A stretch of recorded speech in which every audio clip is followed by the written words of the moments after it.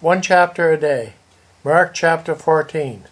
New King James Version. Now it happened as he went into the house of one of the rulers of the Pharisees to eat bread on the Sabbath, that they watched him closely, and behold, there was a certain man before him who had dropsy. And Jesus answering spoke to the lawyers and Pharisees, saying, Is it lawful to heal on the Sabbath? But they kept silent. And he took him and healed him and let him go.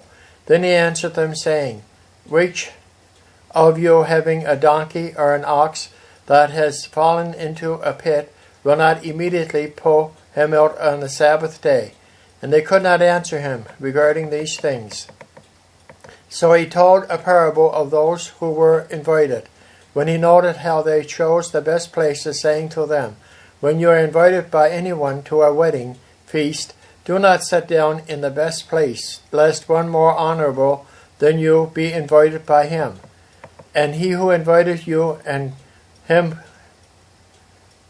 come and say to you, Give place to this man, and then you begin with shame to take the lowest places. But when you are invited, go and sit down in the lowest place, so that when he who invited you comes, he may say to you, Friend, go up higher. Then you will have glory in the presence of those who sit at the table with you.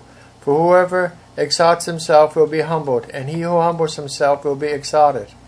Then he also said to them who invited him, When you give a dinner or a supper, do not ask your friends, your brothers, your relatives, nor rich neighbors, lest they also invite you back and you be repaid. But when you give a feast, invite the poor, the maimed, the lame, the blind, and you will be blessed, because they cannot repay you, for you shall be repaid at the resurrection of the just. Now when one of those who sat at the table with him heard these things, he said to him, Blessed is he who shall eat bread in the kingdom of God. Then he said to him, A certain man gave a great supper and invited many, and sent his servant at supper time to say to those who were invited, Come, for all things are now ready. But they all with one accord began to make excuses. The first said to him, I have bought a piece of ground, and I must go and see it. I ask you to have me excused. And another said, I have bought 5 yoke of oxen, and I am going to test them. I ask you to have me excused. Still another said, I have married a wife, and therefore I cannot come. So that servant came and reported these things to his master. Then the master of the house, being angry, said to his servant, Go out quickly into the streets and lanes of the city, and bring in here the poor, and the maimed, and the lame, and the blind. And the servant said, Master, it is done as you commanded, and still there is no room. Then the master said to the servant, Go out into the highways and hedges, and compel them to come in, that my house may be filled. For I say to you, that none of those men who were invited shall taste my supper.